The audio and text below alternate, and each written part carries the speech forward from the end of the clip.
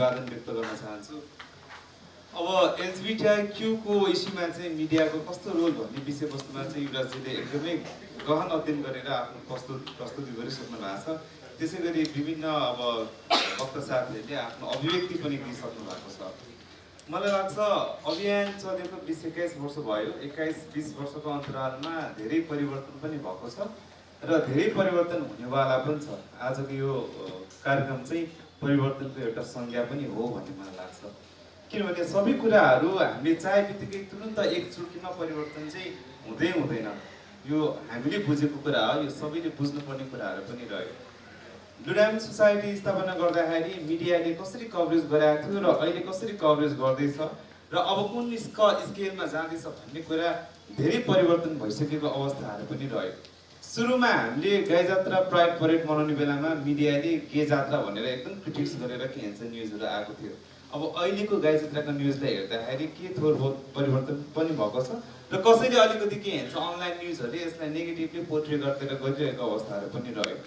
र एलजिबिटिक्यूको इस्यु यो समुदायको इस्यु मात्र होइन, यो सामाजिक मुद्दा हो, यो राज्यको मुद्दा हो, यो राजनीतिक मुद्दा हो, यो सांस्कृतिक एउटा साम्प्रदायिक मुद्दा हो भन्ने तरिकाले राज्यले कसरी लिइरहेको छ र पत्रकार साथीहरूले यसलाई कसरी अनुभूत गर्न सकेका छ र यसलाई अपनत्वको रूपमा कसरी आफूले महसुस गरेका छ भन्ने कुराले समाचार सम्प्रेषण हुन्छ जस्तो मलाई लाग्छ।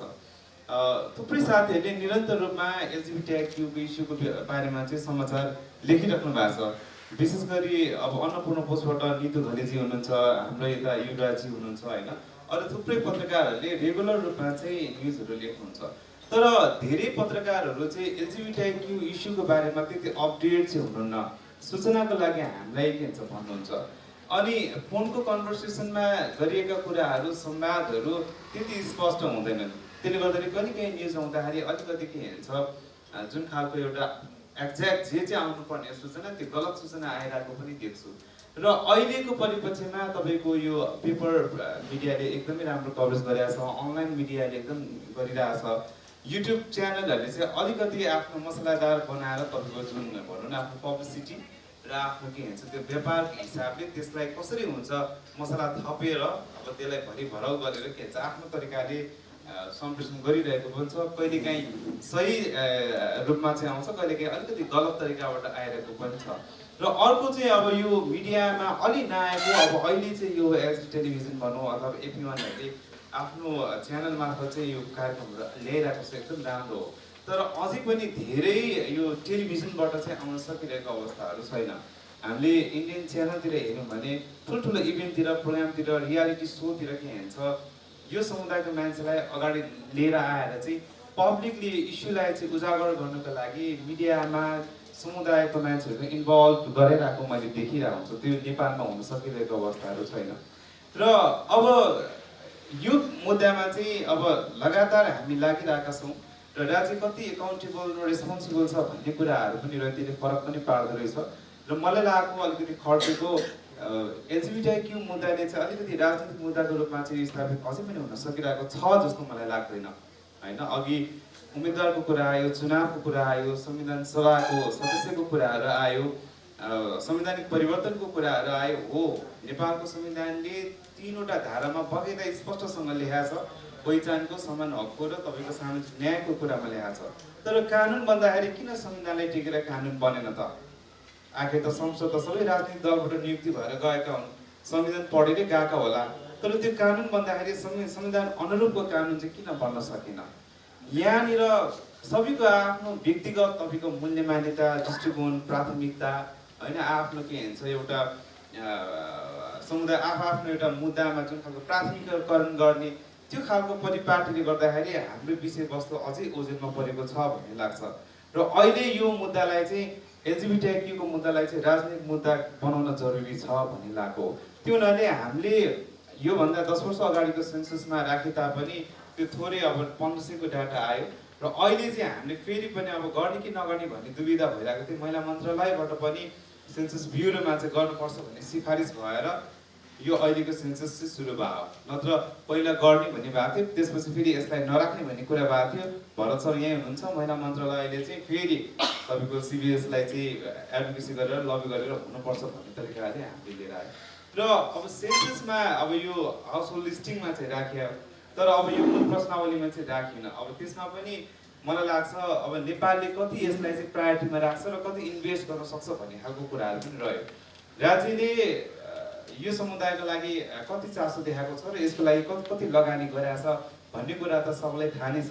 र नेपालको पोलिटिकल सिचुएसनको बारेमा पत्रकार महाशयहरूलाई त भन्नै पर्दैन, तपाईँहरू अनभिज्ञ नै हुनुहुन्छ। यो एलजिबिटिक्यूको मुद्दा मात्रै होइन, विभिन्न मुद्दाहरूमा जसरी राज्यले प्राथमिकता दिनुपर्ने हो अझै त्यो मात्रामा दिन सकिरहेको अवस्था छैन। इन्टरनेसनल ट्रिटी बडीतिर भनौँ अथवा चाइल्ड राइट कन्भेन्सनतिर भनौँ, युपिआरको रिपोर्टतिर भनौँ, नेपाल गभर्मेन्टले त के भन्छ सिग्नेचर गरेर त आउँछ नि, तर त्यो सिग्नेचर कतिको के भन्छ यहाँ इम्प्लिमेन्ट गर्न चाहिँ कति इम्पोर्टेन्ट छ भन्ने कुरालाई आफूले त्यो हृदयङ्गम गर्न सक्छ कि सक्दैन भन्ने कुरा अथवा गरेको छ कि छैन भन्ने कुरा ठुलो फरक पर्छ। संविधानको धाराले बोलेको छ, कानुन बनाएको छैन। अब हामीले ठुलो कुरा गर्छौँ, इन्टरनेसनल प्र्याक्टिसमा चाहिँ नेपाली चाहिँ अगाडि छ एलजिबिटिक्यूको इस्युमा भनिरहेछौँ, तर नेपालभित्र रहेका एलजिबिटिक्यू समुदायको अवस्था चाहिँ कस्तो छ त? अवस्था त परिवर्तन भएको देख्दिनँ मैले। अघि नै कुरा आयो, पहिचानको कुरा, नागरिकता मात्रै बोकेर त जिन्दगी चल्दैन बाबा, हाम्रो त घाँस बाँस कपासको ग्यारेन्टी चाहियो नि, होइन? किन राज्यले दिएको एउटा पहिचानको अधिकार राज्यको अर्को निकायमा किन बिग्दैन?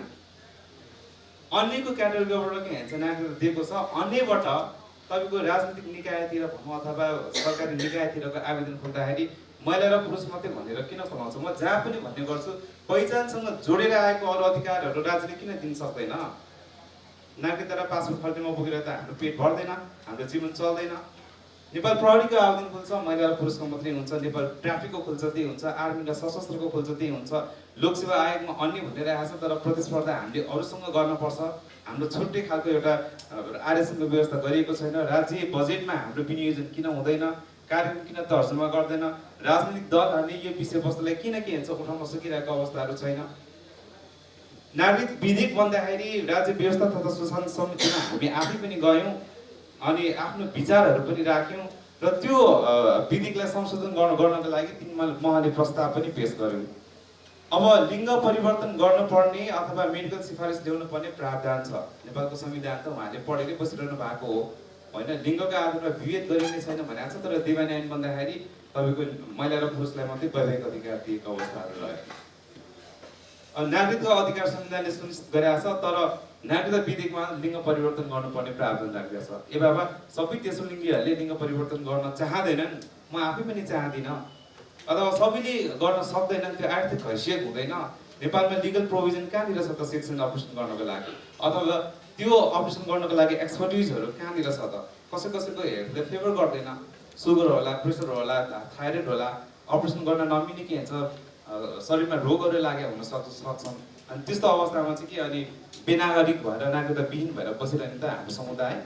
त्यो कुराहरूलाई रहँदै पनि राज्य व्यवस्था तथा सुशासन समितिभित्र के छलफल एउटा चलेर भने उहाँहरूको यसपालि प्रतिनिधि छैन, अब जे गरे पनि हुन्छ, यही गरिदिउँ भन्ने खालको भने उहाँहरू चुनाव उठ्ने बेलामा चाहिँ हामी जनताको प्रतिनिधि तपाईँको आवाज सदनमा लगेर के भन्छ उठाउँछौँ भनेर जनताको घर घर गएर भोट माग्ने, अधिकार लेख्ने बेला उहाँको प्रतिनिधि छैन भनेर आफू पन्छिने, त्यो खालको दोहोरो चरित्र र जो दोहोरो के भन्छ व्यवहारहरू सरकारको प्रतिनिधिहरूले सदनमा बसेका संसदीयहरूले देखाइराख्नु भएको छ भने अनि यो समुदायको अधिकार कसरी सुनिश्चित हुन सक्छ त?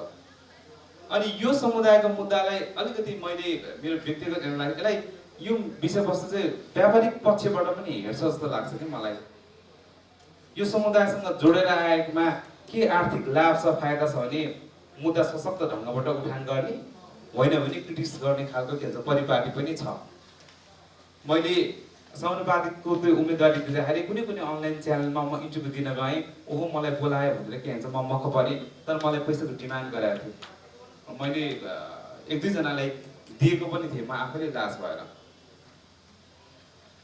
अब हामी जस्तो मार्जिनलाइज कम्युनिटीहरूलाई यस्तो के भन्छ परिस्थितिमा आफ्नो अधिकारसँग लड्न र जुन खालको एउटा सामाजिक परिस्थितिबाट गुज्रिनका लागि कति हदसम्म चुनौतीको सामना गर्नुपर्छ भन्ने खालको कुराहरू रह्यो। 2013 तिर फ्रिडम सोसाइटीको जुन खालको एउटा भ्रष्टाचारको केस आएको थियो, सगरमाथाले 9 महिना लगातार पेलेको गयो, आखिर त्यो त प्रुफ त हुन सकेन नि। पत्रकारिताले यति धेरै यो इस्युमा कहिलेकाहीँ आक्रमण पनि गरेको छ, त्यो हामीले पनि भएका छौँ। समुदायले छोडेर जानुभयो, तर त्यसको सबै के हुन्छ त्यो सदरमुकाम च्यानलसँग डिस्कस गर्ने, त्यो मुद्दालाई के हुन्छ मिलाउने अथवा जिल्ला अदालतमा गएर मेलमिलाप गरेर त्यो उ गर्ने सबै के हुन्छ अब भोग्नु पर्यो। हाम्रो इन्भेस्ट चाहिँ कहाँनिर गर्नुपर्ने थियो र आवश्यकता र परिस्थितिले के हुन्छ त्यो एउटा भनौँ झुटो समाचारको कारणले यसरी 9 महिनासम्म लागिराख्दाखेरि हाम्रो त्यो एउटा भनौँ लगानी, समयको लगानी अन्ततिर लगानी गर्नु पर्यो। त्यसले ठुलो बिडिएस र यो अभियानको के हुन्छ छापमा चाहिँ एकदम त्यसले पछाडि धपालेको अवस्थाहरू हुन्छ। त्यो हुनाले कुनै इस्युहरू आइरहँदाखेरि त्यसलाई यथेष्ट प्रमाण नभइकन त्यसरी मिडियामा प्रचार चाहिँ गरिसकेपछि त्यसले समुदाय र अभियानले पार्ने इम्प्याक्टको बारेमा पनि के हुन्छ पत्रकारिताभित्र चाहिँ अलिकति त्यसलाई एनालाइसिस गर्नुपर्छ जस्तो चाहिँ मलाई लाग्छ। र अब हामीले अब यो अभियानलाई चाहिँ भनौँ अब सशक्त बनाउनका लागि संस्थाले मात्रै अभियान चलाएर पनि हुँदैन। यसमा जोडेका आम नागरिक समाजहरू अथवा विभिन्न सेक्टरका के हुन्छ अभियन्ताहरू, पत्रकारको एकदमै के हुन्छ अहम भूमिका छ। र त्यो सँगै यो समुदायको एउटा हैसियत निर्माण गर्दै विभिन्न सेक्टरमा होइन एज सुनजी यहाँ हुनुहुन्छ, लामो समयदेखि हाम्रो एडभोकेसीमा लागेको, अनि हाम्रो 2-4जना पत्रकार साथी पनि हुन्छ समुदायकै। पत्रकारिताको विषयवस्तुलाई सशक्त र एउटा सबल बनाउन र यसलाई एउटा पूर्ण रूप दिनको लागि समुदायबाट पत्रकारिता होइन अथवा पत्रकारको निर्माण चाहिँ कसरी गर्ने भन्ने खालको कुरामा सोच्नुपर्ने आवश्यकता आयो। मलाई 2-4जना छ हाम्रो समुदायमा पनि पत्रकारहरू हुनुहुन्छ तर खुल्नु भएको छैन। अनि उहाँले कुराकानी गरेर जर्नलिजममा चाहिँ एलजिबिटिक्यू समुदायको मान्छे चाहिँ आउनुपर्छ, किनभने जुन इस्युलाई चाहिँ त्यो ओनरसिप लिन सक्छ नि त्यो अरूले गर्न सक्दैन भन्ने खालको पनि फिल पनि भएर उहाँले सजेस्ट गर्नुभयो होला। पत्रकारितामा एलजिबिटिआईको मान्छेहरू पनि आउनुपर्छ, इन्गेज हुनुपर्छ। यदि हामीले के हुन्छ विभिन्न मिडिया च्यानलतिर न्युजतिर के हुन्छ आफ्नो होइन समुदायको एउटा मात्रै मान्छेको इन्भल्भमेन्ट त्यहाँ भयो भने त्यसले पार्ने इम्प्याक्ट धेरै पार्छ। र कहिलेकाहीँ रिपोर्टरहरू हामीले के हुन्छ हामीसँग आउँछ रिपोर्ट लिनुहुन्छ अनि गर्दाखेरि के हुन्छ सम्पादकहरूबाट त्यो आएन अथवा जुन इस्यु आउनु पर्यो त्यो काटिदिएको कुराहरू पनि छ। र सेन्सिटाइजेसनको पार्नु र एलजिबिटिक्यूको त्यो सूचनालाई अपडेट गराउने अथवा त्यसलाई संवेदनशील बनाउने यो बारेमा जानकार दिलाउनु पनि हाम्रो के हुन्छ काम अझै पनि के हुन्छ बाँकी रहेको छ भन्ने जस्तो मलाई लाग्छ। र यो इस्युलाई चाहिँ स्पष्टका साथ होइन यसलाई क्ल्यारिटीका साथ यो एलजिबिटिक्यूको मुद्दालाई चाहिँ पत्रकारिताको क्षेत्रभित्र यसलाई चाहिँ अभिमुखीकरण गर्ने र यो विषयवस्तुलाई अझै माथि ल्याउनको लागि अझै धेरै आवश्यकता रहेको छ। किनभने समाज परिवर्तनका लागि अथवा सरकारलाई जिम्मेवार बनाउनका लागि पत्रकारिताले जति भूमिका खेल्न सक्छ त्यो अरूले खेलेर हुँदैन। अघि नै के हुन्छ अघिको वक्ता साथीले भन्नुभयो कि हामीले के हुन्छ कतिलाई कुन चाहिँ प्रधानमन्त्रीलाई अथवा के हुन्छ मन्त्रीलाई सोधेका छौँ त अघि नै कुरा आउँदाखेरि अब अलिकति ठुलो नेताहरूले गर्नुपर्छ भन्ने खालको कुराहरू पनि आयो। हामीले नागरिकता विधेयकमा कुराकानी गर्दाखेरि नेपाली काङ्ग्रेसका नेता संसदज्यूहरूसँग कुरा गरी होइन जनता समाजवादीको नेताहरूसँग कुरा गरी अनि माओवादी पार्टीको भित्र पनि कुरा गरी अथवा नेकपाभित्रकोलाई पनि त्यहाँनिर कस्तो रह्यो भने अब पोलिटिकल पार्टीलाई यसलाई के भन्छ यो इस्युलाई चाहिँ राजनीति गर्नुपर्छ भन्ने खालको गरिरहँदाखेरि त्यहाँनिर समुदायप्रतिको स्वार्थ चाहिँ राजनीतिक पार्टीहरूले राख्नुहुन्छ जस्तो मलाई लाग्दैन। र हामीले लबी गरिरहँदाखेरि साना दलका पार्टीहरूका संसदज्यूहरूले चाहिँ तपाईँहरूले नेकपाको संसद मानिने ज्यूहरूलाई भन्नु, किनभने राज्य व्यवस्था तथा सुशासन समितिमा मेजोरिटी नेकपाको छ र मेजोरिटी के हुन्छ त्यहाँको संसदज्यूहरू यसको अगेन्स्टमा छ। तपाईँले कन्भिन्स गराउन हामीले भन्दाखेरि सुनेन भन्ने खालको कुराहरू पनि आएको थियो। हुँदाखेरि साँच्चै नै भन्यो भने होइन अब प्रचण्ड, केपी ओली, बाबुराम भट्टराई अथवा माधव नेपाल होइन शेरबहादुर देउवा शीर्ष नेताहरू कतिको यो इस्युमा चाहिँ अब संवेदनशील छ अथवा यो विषयवस्तुलाई चाहिँ उहाँले कति महसुस गर्न सकेका छ र यो एलजिबिटिक्यू समुदाय राज्यको नागरिक हो र राजनीतिक रूपमा यो समुदायले उठान गर्नको लागि मेरो एउटा सोचाइ परिवर्तन कति महत्त्वपूर्ण छ भन्ने तरिकाले उहाँले सोचेको छ कि छैन भन्ने कुराले ठुलो फरक पार्छ। साना नेताहरूले त हुन्छ म सपोर्ट गर्छु हुन्छ तर माथिबाट आदेश आइसकेपछि त लाराक लुरुक्कै फेरि नेपालमा कस्तो छ भने शीर्ष नेताले भनिसकेपछि त्यहाँनिर चिले छोपेको सर्प जस्तै लाराक लुरुक भइजाने पहिला जति आएर कमिटमेन्ट गरे हुन्छ अनि माथिबाट आदेश आइसकेपछि त्यो हुँदैन। त्यो हुनाले यो विषयवस्तुलाई चाहिँ राजनीतिक रूपमा शीर्ष नेताहरूले यसलाई कसरी समावेश गर्छ र अर्को कुरा मैले उठाइरहेको चाहिँ हामीले राजनीतिक संरचनाभित्र हाम्रो समावेशिता र प्रतिनिधित्वलाई कसरी सुनिश्चित गर्छ। त्यो राजनीतिक दलले संविधानलाई टेकेर के भन्छ त्यो अधिकारलाई सुनिश्चित गर्नुपर्ने हो नि त, त्यो अझै हुन सकिरहेको अवस्थाहरू छैन। सरकारी संरचनाभित्र प्रणालीभित्र एलजिबिटिक्यू समुदायलाई कहाँनिर छ त्यो स्थान अथवा सोसल स्पेसहरू कहाँनिर दिएको छ त। अघि नै यौन पेसाको कुराहरू आयो, ए बाबा खुल्न नसकेको कुराहरू पनि आयो। जब आफ्नो जिन्दगी धरापमा छ, आफ्नो जिन्दगी चुनौतीपूर्ण छ, सङ्घर्षमय छ, म कसरी के हुन्छ खुलेपछि बाँच्ने भन्ने खालको दोसाँधमा छ भने खुलेर कसैले पनि दिन सक्ने हिम्मत गर्दैन। आफू ओपन भएर जीवन मर्ने कि बाँच्ने भन्ने एउटा चपेटामा पर्छ भनेदेखि सबैले के हुन्छ सोच्न बाध्य हुन्छ। सजिलो छैन जिन्दगी, हाम्रो एलजिबिटिक्यू समुदायको जिन्दगी जिउनको लागि सजिलो छैन। हिजो अस्ति भर्खरै इटलीमा के भन्छ एक हप्ता अगाडि एकजना साथीले सुसाइड एटेम्प गरेको थियो, अहिले रिकभर हुँदै हुन्छ। बेडबाटै मलाई के भन्छ म्यासेज लेखिरहनु भएको थियो। परिवारले बुझेन, इभन बोयफ्रेन्डले पनि बुझेन, अनि के गर्नु त मेरो पनि विकल्पै रहेन भन्ने। अघि नै यहाँनिर उसले 10-11 जनाको सुसाइड गर्यो। लकडाउनको टाइम पिरियडभरिमा अहिलेसम्म तपाईँको 30 जना साथीहरूले आत्महत्या गरिसके। मेरो व्यक्तिगत सम्पर्कमा आएको सूचना 20 जनाले सुसाइड एटेम्प गरे। 3 जनालाई त म आफैले बचाएँ। अनि सुसाइड एटेम्प गरिसकेपछि जुन खालको एउटा स्वास्थ्य क्षेत्र हस्पिटलतिर अब ग्रिन सिटीमा लगिएको थियो होइन, त्यहाँनिर हामीले हस्पिटलबाट तपाईँको 4 लाखको बिल आउँदाखेरि 50,000 डिस्काउन्ट माग्दाखेरि यति धेरै के भन्छ पापर दिन परेको थियो, यति धेरै उ गर्नु परेको थियो। त्यो सोसल कजको लागि पनि त्यति कन्ट्रिब्युसन पनि हस्पिटलले गर्न मानेको थिएन, तर कन्भिन्स गराएँ गरे। केएमसी हस्पिटलको के भन्छ गाडीले प्रशासन चलेको छैन भनेर जानै दिएको थिएन। त्यो फ्री बेडको लागि सिफारिस गर्दाखेरि त्यहाँनिर झगडा गरेर हामीले एडमिनिस्ट्रेसनमा गएर तोप लगाएर अनि चिठी दिएपछि उसको फ्री बेड चार्ज गरेर फ्री ट्रिटमेन्ट गरिदिएको अवस्थाहरू थियो।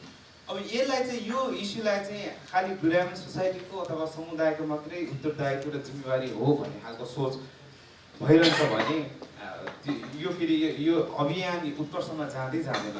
यो एलजिबिटिक्यूको मुद्दा यो साझा मुद्दा हो, अनि यो सामाजिक मुद्दा हो, यो राजनीतिक मुद्दा हो, यो आम नागरिकको चासोको विषयवस्तुको मुद्दा हो, यो शैक्षिक प्रणालीमा समेट्नुपर्ने मुद्दा हो, यो कानुनले सम्बोधन गर्नुपर्ने मुद्दा हो, यो समुदाय सशक्तिकरण हुनुपर्ने मुद्दा हो, यो पत्रकारिताले समेट्नुपर्ने ल्याउनु पर्ने र त्यसलाई सेग्रिगेट अझ म भन्छु एलजिबिटिक्यूको मुद्दामध्ये पनि धेरै ट्रान्सजेन्डर यो तेस्रो लिङ्गी महिलाको मुद्दा त धेरै आउँछ कि गेहरूको त्यति आउँदैन, लेस्बियनको त्यति आउँदैन, इभन तेस्रो लिङ्गी पुरुषको पनि त्यति आउँदैन। आउटलुक एपियरेन्स वाइज जो चाहिँ अलिकति राम्ररी चिटिक्क परेको तेस्रो लिङ्गी छ उसकै फोटो अगाडि ठ्याक्क राखिदिन्छ मिडियाहरूले, हो कि होइन? यो देखेको कुरा हो कि एलजिबिटिक्यू भित्र जुन डाइभर्सिटी छ त्यो डाइभर्सिटी त्यो विविधताभित्रको इच एन्ड एभ्री इन्डिभिजुअल तपाईँको के भन्छ जेन्डर आइडेन्टिटी र सेक्सुअल ओरिएन्टेसन लिएर बसेका व्यक्तिहरूको फिलिङ र उसको इस्युहरू के छ त त्यसलाई छुट्याएर के भन्छ त्यो इस्युलाई चाहिँ अझै ल्याउन चाहिँ बाँकी नै छ जस्तो लाग्छ। जसरी एलजिबिटिक्यूको मुद्दालाई चाहिँ तेस्रो लिङ्गलाई मात्रै फोकस गरेर लिएर आउँछ नि, आम पब्लिकमा एलजिबिटिक्यू भनेको तेस्रो लिङ्गी हो भनेर बुझ्ने आधार पनि यसैले हो कि भन्ने लाग्छ मलाई, किनभने धेरै मुद्दाहरू त्यसरी नै आइरहेको हुन्छ। त्यो हुनाले स्पेसहरू एलजिबिटिक्यू प्लसको इस्युहरूलाई चाहिँ मिडियामा स्पेसहरू छुट्टै छुट्टै दिनुपर्छ। गेहरूको इस्युलाई छुट्टै दिनुपर्छ, तेस्रो लिङ्गी पुरुषको लागि छुट्टै दिनुपर्छ, तेस्रो लिङ्गी महिलाको लागि छुट्टै दिनुपर्छ। अब तेस्रो लिङ्गी पुरुषहरूको मेन्सुरेसनको कुराहरू हुन्छ होइन, तपाईँको प्रजनन स्वास्थ्यको कुराहरू हुन्छ, अथवा गेहरूका लागि मेन्टल हेल्थको इस्युहरू हुन्छ, अथवा ट्रान्स वुमेनहरूको लागि जब अपर्च्युनिटीको लागि अथवा डिस्क्रिमिनेसनको कुराहरू आउन सक्छ। त्यो कुराहरू चाहिँ छुट्टा छुट्टै स्पेसिफाई गरेर त्यसलाई चाहिँ के भन्छ लेख्नु पर्ने र अनि के भन्छ आम पब्लिकमा त्यो सूचनाहरू ल्याउनु पर्ने चाहिँ अझै पनि ग्याप भएको हो कि भन्ने मलाई लाग्छ। त्यसरी चाहिँ इस्युहरू ल्यायो भने सम्पूर्ण एलजिबिटिक्यू समुदायको इस्युहरू आउँछ, समाजले बुझ्ने, राज्य उत्तरदायित्व हुने अथवा समुदाय पनि अगाडि आउने भन्ने कुराहरू गरे र अलिकति अब कम्युनिटी इम्पावरमेन्ट पनि हुन जरुरी रह्यो। समुदाय इम्पावर नभइकन के भन्छ साँच्चै भन्यो भने अभियान चल्दैन। हामीले गरिरहँदाखेरि धेरै चुनौतीहरू पनि छ। एज अ लिडर भनौँ अथवा नेतृत्व तहमा बसेर काम गर्नुको लागि त्यति सहज पनि नहोला। थुप्रो यङ जेनेरेसनको एलजिबिटिक्यू समुदायहरू अहिले के भन्छ अल्कोहलिक र ड्रग एडिक्सनमा लागिरहेको अवस्थाहरू छ। इफ होइन फ्युचरमा सबै त्यो त्यसरी इन्भल्भ हुँदै गइरह्यो भनेदेखि चाहिँ अनि यो अभियान कसले चलाउने अथवा समुदायको अवस्था कसरी परिवर्तन हुने, राज्यले अधिकार दिए तापनि शैक्षिक सामर्थ्य र हैसियत चाहिँ हेर्छ नै होइन, अथवा समाजमा भनौँ अथवा जहाँ पनि गरिखानुको लागि के भन्छ शिक्षा अपरिहार्य छ, एकदमै आवश्यकता रहेको कुराहरू रह्यो र शैक्षिक र समृद्धको पाटोतिर कसरी हामीले समुदायलाई सशक्त गर्दै लैजाने भन्ने ठुलो एउटा चुनौती रहेको पनि छ। त्यसलाई अब केही हदसम्म महिला मन्त्रालयले अब लास्ट इयर हामीलाई 3-4 लाख पैसा दिनुभएको थियो, हामीले कोभिडमा इन्भेस्ट गरेको थियो, इन्कम जेनेरेसनको थियो। तर अब कोभिडले यति धेरै के भन्छ आतङ्क मचाइदियो कि अब त्यो तालिम लिएर बाँच्न गाह्रो, बरु के भन्छ एक बेला चामल खाइदियो भने त 3 महिना सर्भाइभ त हुने भयो थियो हामीले। अब यो इयर पनि के भन्छ हामीलाई मन्त्रालयबाट 10 लाख दिने प्रतिबद्धता त गरिसक्नु भएको छ, हामीले प्रपोजल तयार गरेर बुझाउने क्रममै छौँ। त्यसको टोटली के भन्छ इन्कम जेनेरेसनलाई दिएर चाहिँ हामीले प्रोग्रामहरू गर्ने प्लान गरिरहेको छ र अरू डोनरको सहयोगबाट नै हामीले गरिरहेछौँ। तर अब राज्यले नै यो समुदायको लागि कति लगानी गरेको छ भनेको कुरा चाहिँ अघि पनि उठेको, हामी खालि दार्जिलिङ निकायमा मात्रै भर पर्ने वर्षै पछि के भन्छ बजेटहरू फ्रिज भएर फर्केर गइरहेको अवस्थाहरू छ।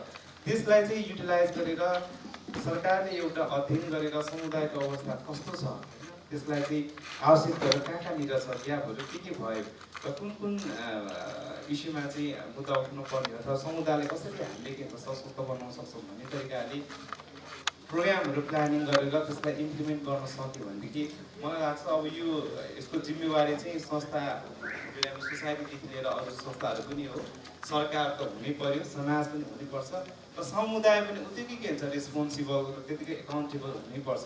मेरो आफ्नो अधिकार, मेरो आफ्नो जीवन र मसँग जोडेर आएको अरू युथ युवा पिँढीहरूको जिन्दगीलाई सकारात्मकतिर लैजानको लागि हाम्रो भूमिका के हुने भन्ने कुरामा हामी अलिकति सक्षम हुन सक्यौँ र सकारात्मक बन्न सक्यौँ भने मलाई लाग्छ अब समयसँगै सबै कुरा परिवर्तन हुँदै जान्छ। त्यसमा बस्नु परेको छ। परिवार जब मेरो यो लैङ्गिकता थाहा भयो मलाई, त्यसपछि जब मैले मेरो यो लैङ्गिकता मेरो परिवार सामु भने त्यतिखेरदेखिबाट मैले चाहिँ मेरो परिवारबाट आइसोलेट भएर बस्नु पर्यो होइन।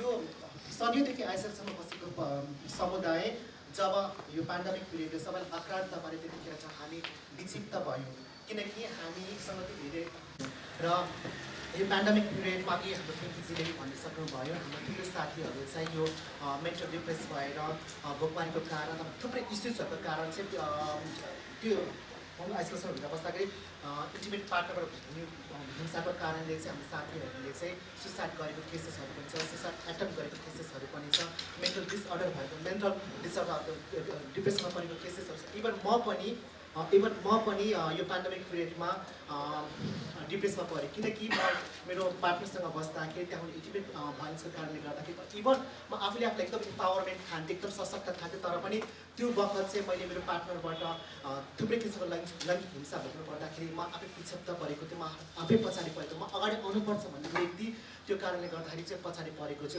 यो त मेरो मात्रै कहानी होइन, यो थुप्रै सिनियरको कहानी हो जुन चाहिँ अगाडि अझै आउन सकेको छैन। र अघि तपाईँले पेन्डेमिक पिरियडको कुराहरू गर्नुभयो, थुप्रै साथीहरू छ, इभन यहाँ भाइहरू थुप्रैहरू छ, हाम्रो साथीहरू छ जो चाहिँ अरू निकायले चाहिँ सपोर्ट नगर्दाखेरि चाहिँ हामी भोकमारीबाट गुज्रिनु परेको थियो। तर त्यस वखत चाहिँ संस्थाका अगुवाहरूले गरेको सपोर्टले केही रिलिफ भएको थियो, विच इज नट सफिसियन्ट, तर उहाँले प्रयास गर्नुभयो, त्यसले पनि हाम्रो यो त्यो बेलाको घाउको पीडालाई मलम लगाउने काम गरेको थियो। मलाई चाहिँ यो कोरोनाको बेलामा चाहिँ म जस्तो धेरैजना साथीहरूले चाहिँ गाह्रो परिरहेको थियो।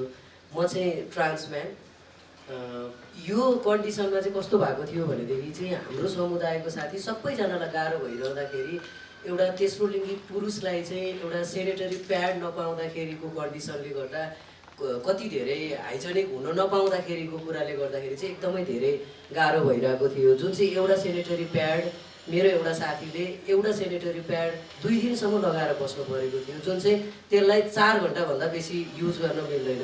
जुन चाहिँ एउटा केटा मान्छे एउटा पसलमा सेनिटरी प्याड किन्न जाँदाखेरि पनि हामीलाई हेर्ने दृष्टिकोणले चाहिँ हामीलाई एकदमै धेरै गाह्रो भएको थियो, जुन चाहिँ सामाजिक, आर्थिक, मानसिक र धार्मिक रूपमा पनि हामीलाई हर कुरामा गाह्रो बनाइरहेको कन्डिसनहरू चाहिँ थियो त्यो बेलामा। जुन कुराले गर्दाखेरि चाहिँ हामी एउटा मेरो शरीरमा म एउटा तेस्रो लिङ्गी पुरुष, म ट्रान्सम्यान भन्न रुचाउने मान्छे, मैले ट्रान्सम्यान भनिरहँदाखेरि चाहिँ एउटा तेस्रो लिङ्गी पुरुषमा कसरी दारी जुगा आयो भन्ने क्वेसन पनि आउन सक्ला। तर म जन्मिँदाखेरि बालिका भए तापनि मैले चाहिँ हर्मोन थेरापीबाट चाहिँ मेरो यो दारीजुङ्गाहरू चाहिँ आइरहेको कन्डिसन छ। तर त्यो बेलामा चाहिँ हामीले हर्मोन थेरापी लिन नपाउँदाखेरि हामीले भोगिरहनु परेको शारीरिक मानसिक जुन कुराहरू चाहिँ हामीलाई आर्थिक जुन एउटा हर्मोन किन्नको लागि 500 रुपियाँ लाग्छ, लकडाउनको बेलामा हामीलाई हस्पिटलसम्म जानको लागि चाहिँ हामीले जान सकिरहेको कन्डिसन थिएन, किनभने त्यतिखेर भाटे कारवाही गरिरहेको थियो पुलिसले। त्यो हामीरै लागि थियो, हामी बुझ्छौँ पनि थियो। तर हामीलाई चाहिँ हाम्रो शरीरमा एउटा हर्मोन नहुँदाखेरि चाहिँ हामी कति कमजोर हुन्छौँ भन्ने कुरा चाहिँ हामीलाई बुझिदिएको कन्डिसन थिएन त्यतिखेर। त्यो नबुझ्दाखेरि हामीलाई कति धेरै मानसिक रूपमा पनि तनाव भएको थियो, जुन चाहिँ कुराले गर्दाखेरि चाहिँ हाम्रो साथीहरूलाई एउटा हामी यो बेलाको जुन चाहिँ 25-26 वर्षको उमेरको मान्छेहरू चाहिँ एउटा विपासना जानुपर्ने होइन, एउटा मलाई डिप्रेसन भयो भनेर डिप्रेसनको शिकार भएर चाहिँ हामीले औषधि खाइरहनु पर्ने, जुन चाहिँ यस्तो किसिमको समस्याले गर्दाखेरि चाहिँ हाम्रो धेरैजना साथीहरू चाहिँ पीडित हुनुभएको थियो। इभन अघि नै कुरा उठिरहँदा एउटा राहत लिन जाँदाखेरि तेस्रो लिङ्गीको नागरिकता भएको कारणले गर्दाखेरि चाहिँ नेपाल सरकारको एउटा मानव भएर हामीले पाउनुपर्ने राहत, त्यो राहतसम्मबाट पनि हामी वञ्चित हुनु परेको कन्डिसन चाहिँ थियो। जुन चाहिँ कुरा एउटा तेस्रो लिङ्गीको अन्य भनेर नागरिकता लिँदाखेरि हाम्रो एकजना साथीले चाहिँ एउटा राहत लिनबाट चाहिँ वञ्चित हुनु परेको कन्डिसन थियो। तर त्यो बेलामा हामीलाई त मानव भनेर हेर्न पर्ने थियो नि, खास लिङ्ग भन्दा पनि लिङ्गको आधारमा हेर्ने हो भने हाम्रो धेरैजना साथीहरूले चाहिँ राहत नपाइरहेको कन्डिसन, जुन चाहिँ ब्लू डायमन्ड सोसाइटी एउटा अर्गनाइजेसन, यस्तो धेरै अर्गनाइजेसनहरूले चाहिँ हामीलाई थोरै थोरै एनजिओबाट चाहिँ के अरे सपोर्ट भएको थियो। तर नेपाल सरकारले नै हेर्न पर्ने थियो नि, जुन कुरा चाहिँ एउटा मानव भएपछि मानवलाई नै दिनुपर्ने के अरे एउटा राहतबाट चाहिँ हामी वञ्चित हुनु परेको थियो। जुन चाहिँ सरकारको कोटाबाट नै पाउनुपर्ने कुराहरू नपाउँदाखेरि त्यतिखेरको मानसिक टर्चर भनेको यति धेरै थियो। एक छाक खान नपाउँदाखेरि हामी यत्रो धेरै लाइन बसेर राहत लिन जाँदाखेरि हामीले राहत नपाउँदाखेरिको जुन चाहिँ तेस्रो लिङ्गी एउटा राहत लिन जाँदाखेरि नपाउँदाखेरिको कन्डिसन कति धेरै गाह्रो भएको थियो। जुन चाहिँ सुरुवातको क्रममा एनजिओले पनि सुरुवातको क्रममा गर्न नसकिरहेको कन्डिसनमा जुन चाहिँ नेपाल सरकारले दिइरहेको थियो, त्यो वडामा जाँदाखेरि पनि हामीले पाउन नसक्दाको कन्डिसनले चाहिँ हामीलाई मानसिक रूपमा, म आफू पनि विक्षिप्त भएको थिएँ, म जस्तो धेरैजना साथीहरू चाहिँ मानसिक रूपमा चाहिँ एकदम विक्षिप्त हुनु परेको थियो। यो कन्डिसन अब यो फेरि नआउला भन्न सकिँदैन। यो कोरोना जस्तै पहिलाको सुरुमा भूकम्प थियो, भूकम्पको बेलामा पनि हामीलाई कुनै कुराहरूको नेपाल सरकारको उसबाट पाउन सकिरहेको कन्डिसन थिएन। पछिल्लो समयमा थोरै रूपमा चाहिँ पाउन सकेको थियौँ, त्यही पनि थोरै, त्यो एउटा सङ्ख्यामा गर्न सकिने थियो भने त्यस्तो केस त कोरोना भयो, कोरोना जस्तो केस अरू पनि त आउन सक्छ नि। हो, यसलाई चाहिँ अब मेन्टेन कसरी गर्ने र यसलाई चाहिँ कसरी सर्ट आउट गर्न सकिन्छ भन्ने कुराहरू चाहिँ के अरे बुझ्न हाम्रो भरत सर पनि यहीँ हुनुहुन्छ। भरत सरले पनि एकचोटि कुरा गरिदिनुहुन्छ होला भन्ने लागेको छ। हामी कति धेरै पत्रकार साथीहरू छौँ, हाम्रो पत्रकारमा मभन्दा धेरै अग्रजहरू हुनुहुन्छ, उहाँहरूले बुझ्नु पनि भएको छ। जुन चाहिँ हामीले तेस्रो अङ्ग भनेर लिगिरहेको छौँ, तर हामीलाई जति हामीले राहतहरू बाँडेको पनि थियौँ, त्यो राहत बाँड्ने बेलामा हाम्रो साथीहरूको जुन चाहिँ थोरै अरू कन्डिसनहरूको कुराहरू चाहिँ हाइलाइट भएर आएको थियो। तर यो समुदायलाई चाहिँ यतिसम्म गाह्रो भयो रे, यो समुदायलाई चाहिँ यस्तो भयो रे होइन, हामीले पनि सहयोग गर्छौँ भनेर चाहिँ कुनै पनि पत्रकार सरहरू पनि आउनु भएको थिएन, कुनै पनि साथीहरू आउनु पनि भएको थिएन। बरु हामी जस्तै साथीहरू जुन चाहिँ साथीहरूले जुन चाहिँ अपाङ्गता भएका व्यक्तिहरूले चाहिँ हामी बरु सपोर्ट गर्छौँ भनेर आउनु भएको थियो। बरु भनेदेखि हामी जस्तो साथीहरूलाई चाहिँ अरू कसैले पनि सपोर्ट गर्नुभएको थिएन क्या। त्यो कन्डिसन चाहिँ अबको कन्डिसनमा नआओस्। जुन चाहिँ महिला पुरुष मात्र होइन, यो यौनिक तथा लैङ्गिक अल्पसङ्ख्यक समुदायको व्यक्तिहरू पनि हुनुहुन्छ भन्ने चाहिँ एउटा राखिदिनु होला, एउटा छुट्याइदिनु होला। जुन चाहिँ हामीले त यति धेरै भट्याउँछौँ, हामी यति धेरै बोल्छौँ, कोहीले मम्मीले कति धेरै बोल्नुभयो होइन, हामी यसरी 1000 ठाउँमा बोलिरहेको हुन्छौँ। जुन ठाउँमा हामी हुन्छौँ त्यो ठाउँमा मात्र हाम्रो कुराहरू उठेको हुन्छ होइन, जुन ठाउँमा हामी हुँदैनौँ त्यो ठाउँमा हामी छौँ भन्ने पनि कसैले बुझेको हुँदैन। जुन चाहिँ यही मिडियाकै कुराहरू गरिरहँदा हामीले यहीँनिर कुरा गर्दाखेरि पनि हामी मिडियाकै साथीहरू पनि हुन्छौँ र उहाँ हुनुहुन्छ, हाम्रो सर हुनुहुन्छ, युवराज दाईहरू हुनुहुन्छ, हाम्रो माधव सरहरू सबैजना हुनुहुन्छ होइन। हामी भएको ठाउँमा मात्र कुरा उठ्छ, होइन भने कुनै ठाउँमा कुरा उठेको थाहा छ माधव सर हजुरलाई? कुनै ठाउँमा छ? किनभने हामी भयौँ भने मात्र उठ्छ। त्यो मात्र त होइन नि त, हामी पनि छौँ, हामी यत्रो खुलेर आइरहेको छौँ, यत्रो समुदायको व्यक्तिहरू देखिरहनु भएको छ, तर हामी भए मात्र होइन कि हामी नहुँदाखेरि पनि तपाईँहरूले हाम्रो कुराहरू लेखिदिनु भयो, बोलिदिनु भयो भनेदेखि चाहिँ अझ धेरै सशक्त हुनसक्छ। मूल जरा भनेको आफ्नो घर परिवार होइन, त्यस्तै घर परिवारमा मूल ढोका र मूल जरा राम्रो छ भने त्यसपछि आयो मिडियाको मान्छे पनि अब कतिपयका मान्छे गाउँ गाउँमा अब सहरमा गएर अन्यायलाई पनि न्याय दिएको हुन्छ नि त होइन। तर न्याय दिएकोमा के हुन्छ भने साथसाथै हामी त्यस्तो लिङ्गीहरू कतिपय अब मैले कुन के अरे पुरुषसँग विवाह गरे पनि महिलाको वेशभूषामा हुन्छ, अब पुरुष केटाको वेशभूषामा हुन्छ, त्यहाँ के लेखेको हुन्छ भने केटाको विवाह भनेर लेखेको हुन्छ कि होइन। तर केटाको विवाह भनेर लेखेको हुन्छ, तर मिस्टेकहरू के गर्यो त सुन्ने मान्छे र भन्ने मान्छे र पढेको मान्छेले चाहिँ अलिकति फेरि नराम्रो सोचेको हुन्छ कि अब म महिलाको ड्रेसमा छु, केटाको विवाह भन्दाखेरि त अलिकति नराम्रो नेगेटिभ सोचहरू हुन्छ नि त। त्यसपछि कि अलिकति सुधार्नु पर्यो, किनभने कतिपय मिडियाको मान्छेहरू पनि कति अब मेरो तितो कुराले अलिकति नराम्रो पर्न सक्छ होला होइन। अनि मैले के भन्छु भने अब म महिलाको वेशभूषामा छु, म महिला भनेर चिनाउँछु, गर्व पनि गर्छु होइन।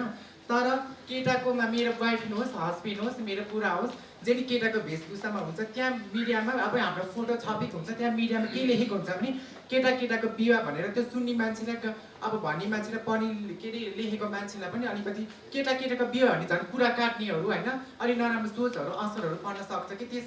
अनि मैले के भन्छु भने त्यो अलिकति सुधारिदिनु होला होइन, केटाको होइन कि त्यस्तो लिङ्गीको बिहा भनिसकेपछि अब उनीहरू पनि अब हो आकर्षणहरू के अरे एकप्रति अर्कोको माया भन्ने हुन्छ भने चाहिँ मलाई एकदम भागा मन थियो कि अघि नेबाट होइन। त्यसपछि फेरि अर्को कुरा के भन्यो भने अब मेरो बारेमा त्यति लामो कुरा त म भन्दैन होइन मेरो बारेमा।